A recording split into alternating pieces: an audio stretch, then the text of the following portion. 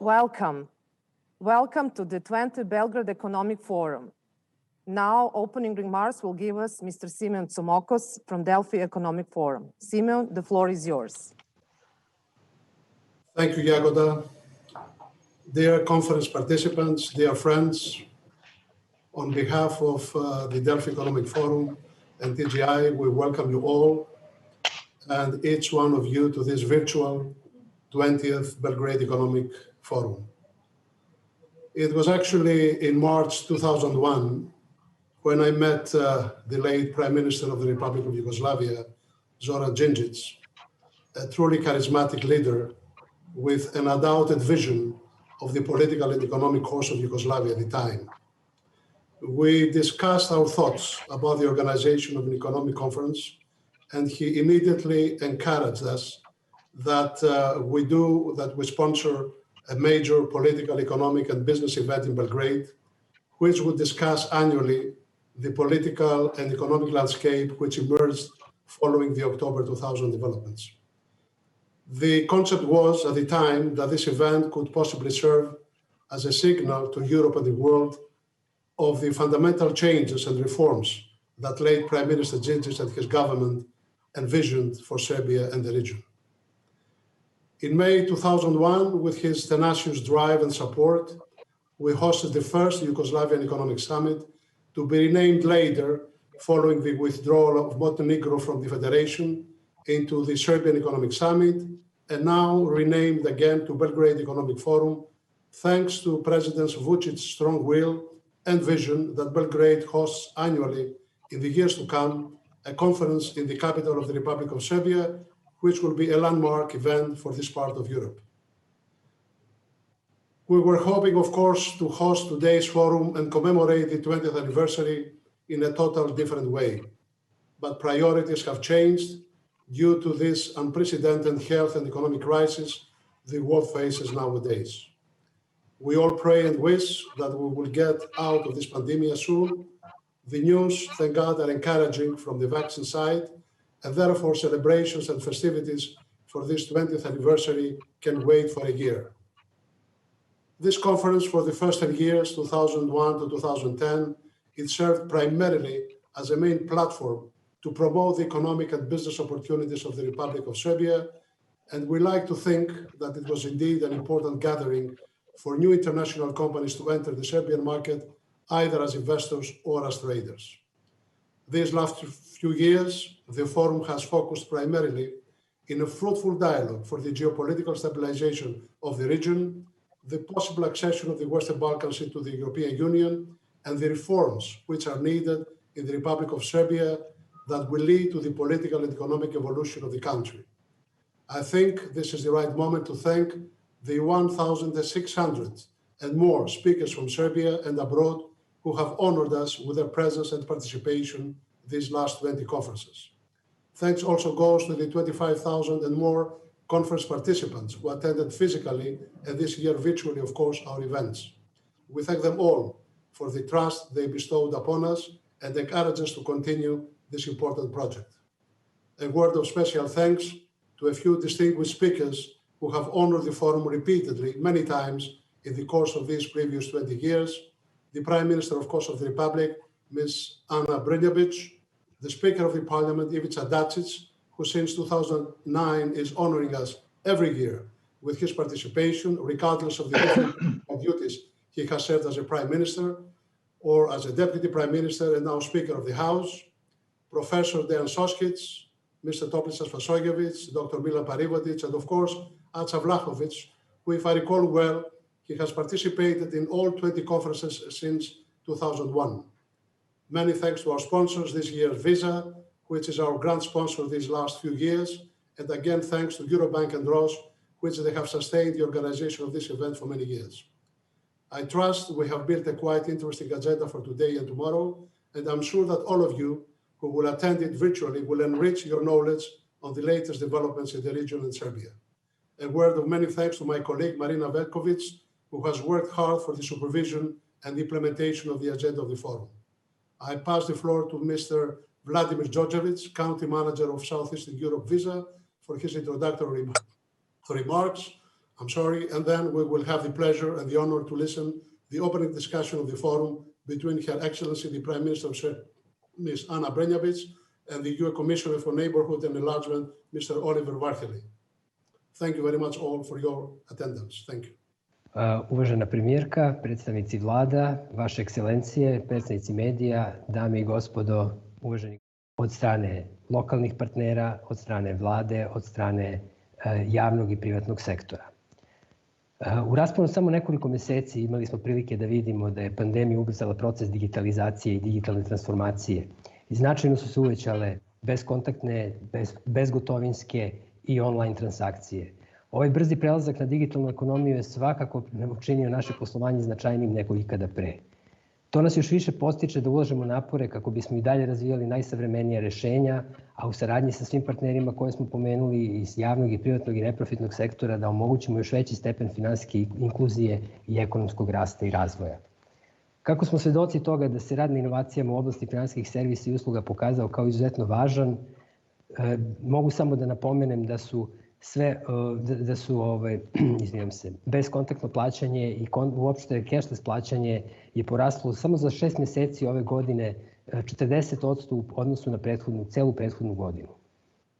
Isti rast se beleži po broju ukupnih transakcija izvršenih platnim karticama. To nam samo govori da je kultura bezgotovinskog plaćanja i širenje prihvatne mreže za realizaciju pomenutih transakcija na kojima smo radili godinama pokazalo zaista dobre rezultate. Takođe smo ponosni na posao koji smo uradili kako bismo podržali širom sveta i regiona i vlade i finansijske institucije i fintech kompanije, privredni sektor i potrošače da se suoče sa ovom novom normalnošću, ali još uvek je mnogo toga pred nama. Imajući u vidu da su mala i srednja preduzeća najviše pretrpela, ne samo u Srbiji i u regionu, nego globalno, to nam je i dalje jedan od najvećih prioriteta i sama pomoć ovim preduzećima na njihovom putu digitalne transformacije je na svima nama ovde prisutnima. Da biste stekli detaljniji uvid u ovu temu, sutra imamo panel diskusiju, to jest jednu diskusiju na ovu temu 20 godina razvijanja bezgotovinske ekonomije u ovom regionu i u Srbiji, tako da ćemo imati prilike da vam dočaramo malo više i bliže samim tim šta smo uradili i šta planiramo da uradimo. Vidjet ćete jasniju sliku o našim postignućima i zaista vam želim uspešan forum, uspešan summit i nadam se da ćemo imati dovoljno materijala da nakon ova 2 dana radimo i dalje i brže i bolje na celoj implementaciji svega što smo do sada radili. Hvala vam još jednom i želim vam uspešnu konferenciju. Your Excellencies, Ms. Brnabic, Prime Minister of the Republic of Serbia, Mr. Olivér Várhelyi, EU Commissioner for Neighborhood and Enlargement, good afternoon. We thank you very much both for accepting an invitation to participate in an opening conversation of the 20th Belgrade Economic Forum, held this year in unprecedentedly challenging COVID-19 times. Organizers have placed the focus of this conversation on the EU enlargement, its internal dynamics and external forces possibly related to that process, and then on the question why EU membership still matters in the Western Balkans. Plan is to pose to 2 of you, our distinguished interlocutors, 3 questions each. And we admit that we would be more than delighted if during the course of this session, you would possibly feel inspired to engage in mutual discussion.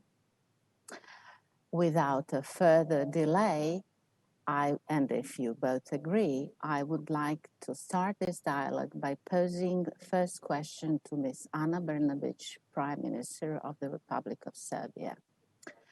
Ms. Brnabic, Your Excellency, how would you estimate internal dynamics of the EU-Serbia accession talks in 2020?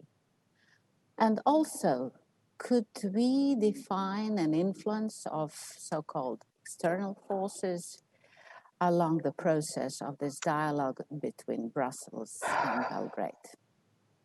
Thank you very much for inviting me to participate in this important event. Unfortunately, we had to do it in this way, online, but hopefully in 2021 we will be able to see each other personally, physically at this conference. Now, this subject is extremely important for us. The EU integration process remains a strategic priority and key focus of our foreign policy. In the same way as you have said, I think European integration process is as important for the region as it is for Serbia, and we can see that through the effort of the entire region to speed up their accession process.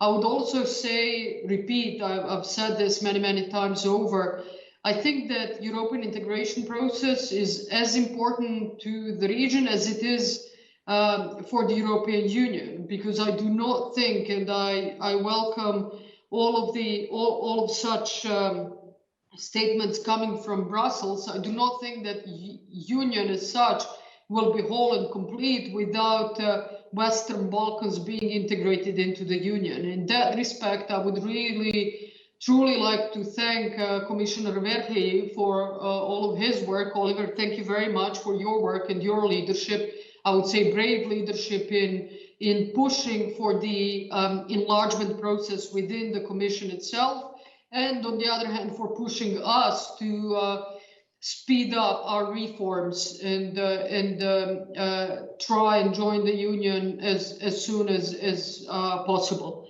Now, I think that if you ask me about the other players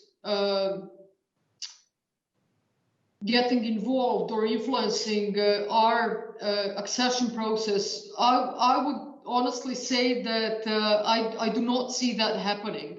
Even if there are some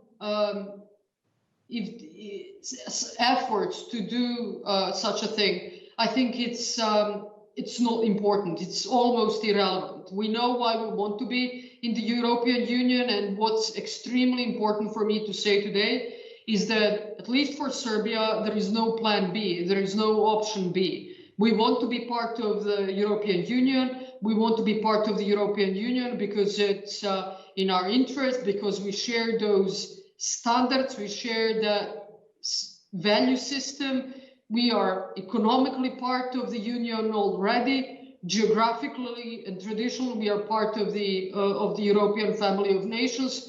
And whatever is internal decision of the EU as such, and the EU member states on the speed of accession and their willingness when they want to open possibilities for new membership, we are determined to continue on our European path.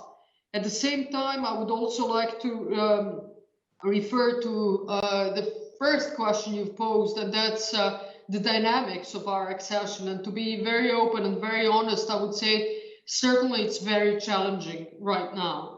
And challenges are many. I think that the Union itself is facing its own challenges. The Union is discussing already for about 2 years about the internal reform, and is in between, the way I see it, is in between whether the internal reform will come first and the accession will then follow, whether those two processes are simultaneous, or whether the enlargement should be the key priority. And we are watching this space with huge interest, obviously. And now, just to conclude, I would say that, again, regardless of these challenges, Serbia is firmly on its European path. We will continue the reforms needed for us to join the European Union, simply because those are the reforms needed for our society to be stronger, to be more equitable, for our economy to continue growing and to be stronger. And finally, obviously, because of the rule of law and efficient and transparent public administration and overall quality of life of our citizens. Mr. Várhelyi, I would like to pose to you the same question about your estimate of the internal dynamics of the EU-Serbia accession talks in 2020. Well, first of all, let me thank you very much for this opportunity. Very much hope to be able to show up in Belgrade for this event, which is something of paramount importance, not only for the public, but also for all of us who are working for the European integration of the region. But anyhow, I think that what you have been seeing from this Commission, it's been almost a year by now, is an even stronger commitment, engagement, and delivery towards the Western Balkans, and in it, Serbia as well. We think that the region, which is surrounded by EU member states, has no other future than to become part of the European Union, than to become part of our markets, and then also to become part of the system of democracies. It is for that reason that we also feel very committed to the safety, security, and prosperity of the entire region. And this is why this Commission has been very active from the first day to put new life into our engagement towards the Western Balkans, but also to breathe new life into the whole enlargement process. So what I think is that it is a mutual interest to have the whole region, and maybe among the first, Serbia, to become part of our family of member states, because it has a lot to offer to Serbia. It has prosperity, it has the stability, it has the security element that can bring enormous potential for the people of Serbia, but also it has an enormous and long-term potential for the rest of the European Union by bringing in new life and also stabilizing further the region that we are surrounded.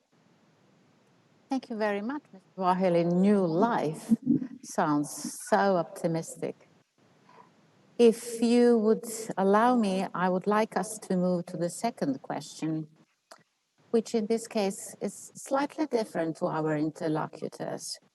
Ms. Brnabic, Serbia is expected to finalize its negotiation dialogue with the EU by the end of 2024, allowing it to join the EU in 2026. Now, how acceptable and realistic does that time frame seem to Serbia today? As the government, we can only influence our speed of accession and our speed of implementing reforms. We cannot obviously influence the speed of the decision of EU and EU member states when they will actually want to accept new members. The goal that we have set for us is to finalize all of the key reforms, all of the needed reforms by 2024 in order to be able to join the European Union in 2025. And as I said, although it's ambitious, it is achievable for us to do so.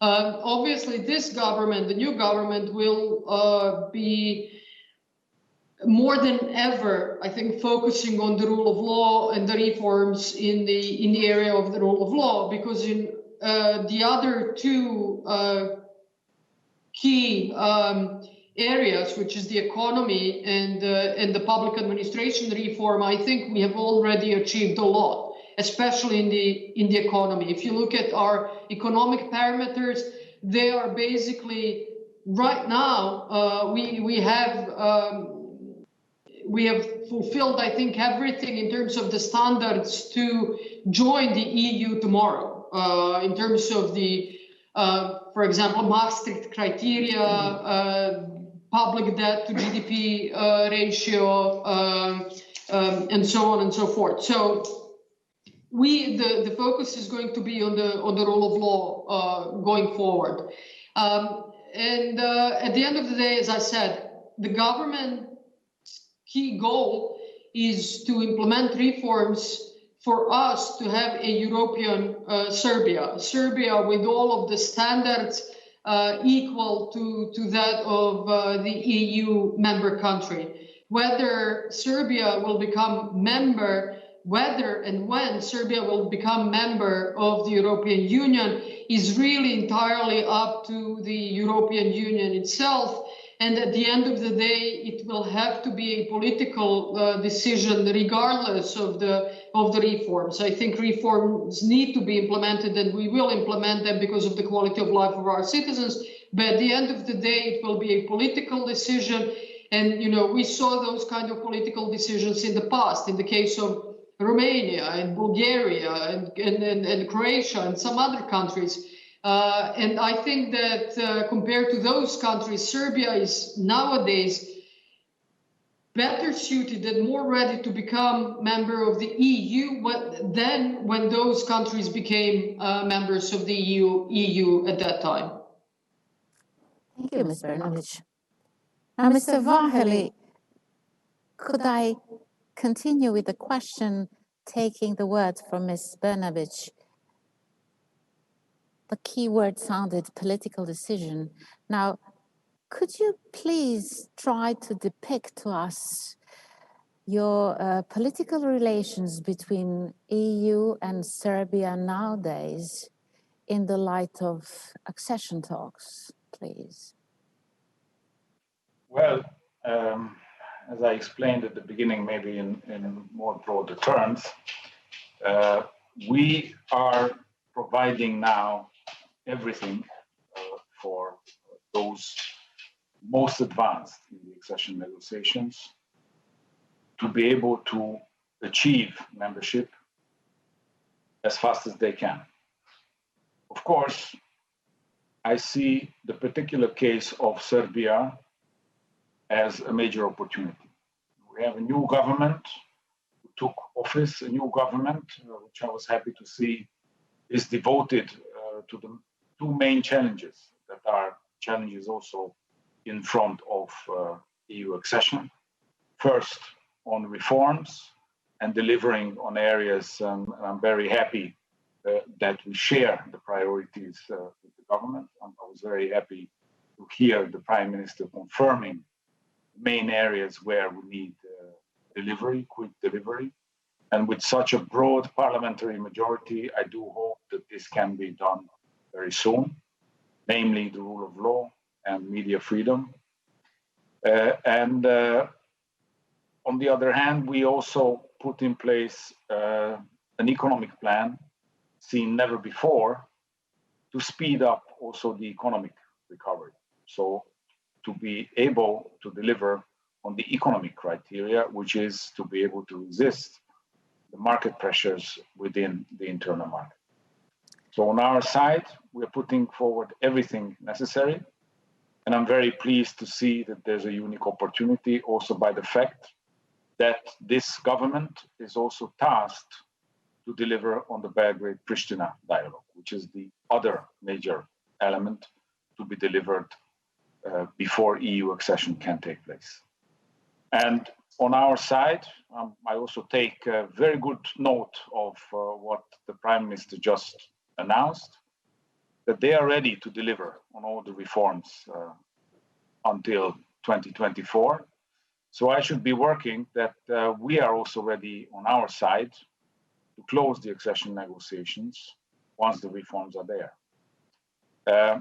Everything that we do will have to be based on delivery, will have to be based on objective criteria that we apply across the board to all member states or to all candidate countries who are negotiating.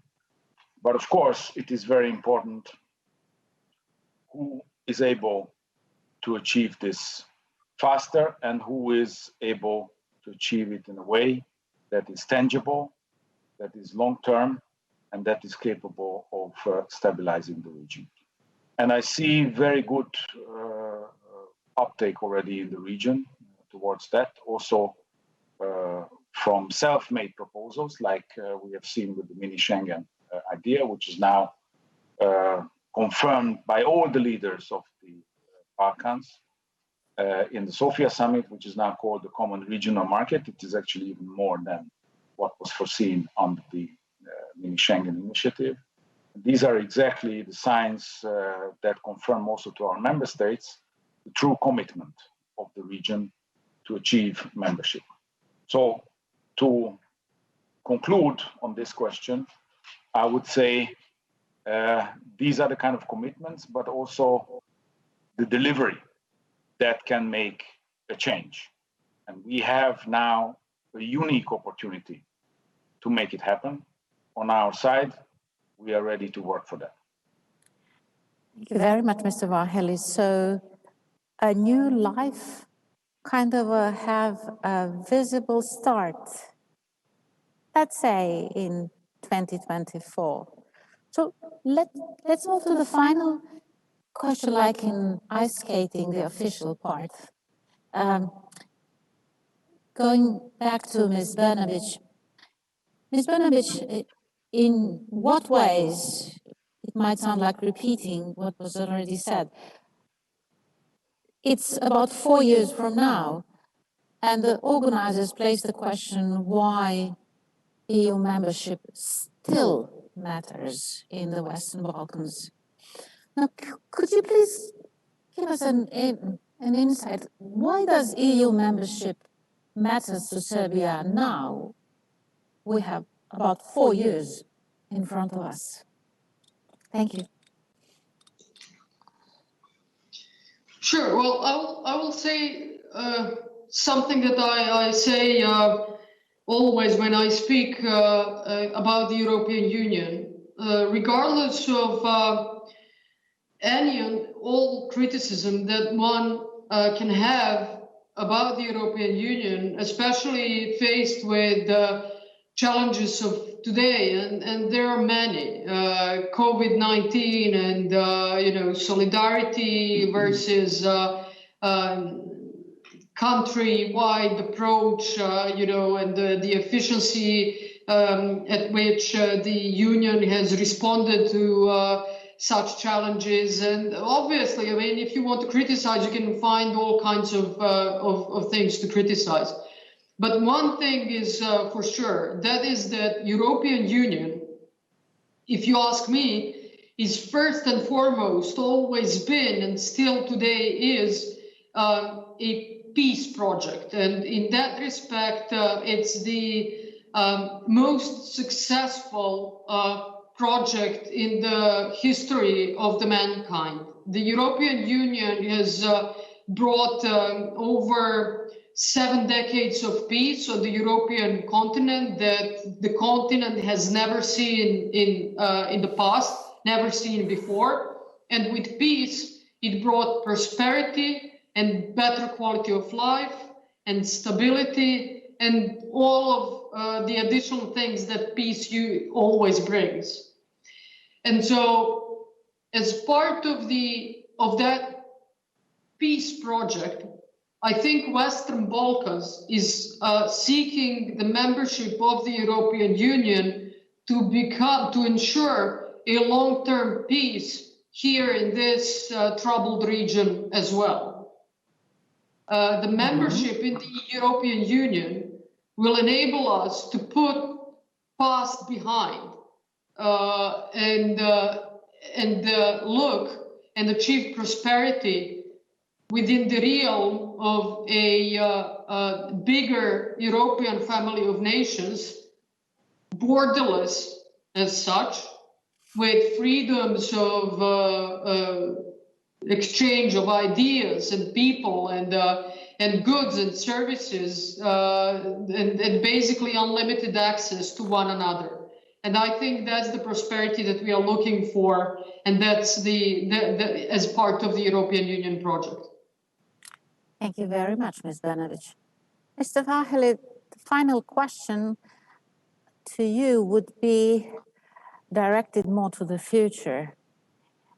Could you please tell us what Serbia's membership sometime in future for now would matter to EU, and if I may add, to EU, which seems to be passing through some very profound dilemmas and internal challenges? Thank you. Well, what could Serbian membership bring to the European Union? I think I have already explained to some extent. It could bring a very important part of European culture and history into the European Union. It can also ensure long-term prosperity and stability in the region. And it can also bring us an additional 8 million people who are committed to our common objectives, our common principles. It is always very important to have friends and allies possible. And it is that we know we can plan long term. Why for the EU this is a priority, and not to mention that it's been very limited in history that we have seen a Balkan that is stable, that is prosperous, and that is safe. And this is a historic opportunity to achieve this and put bad history behind us. On the other hand, it could also mean that we will have one big region where we can travel unhindered, where we can trade unhindered, where we have goods and services moving around, investments made possible, and that could open up enormous possibilities also for the people of the Balkan to live a fuller European life in the future. I would like to thank you, Mr. Várhelyi. I would like to thank you, Ms. Brnabic, for this enlightening conversation. Bringing it to the close, I believe that we could assume that both EU and Serbia are very much hoping that by the middle of this decade, we could be witnessing a unified Europe, not only EU, but Europe unified in a union comprising what is now part of it and our dear Western Balkans countries. I thank you both. Thank you.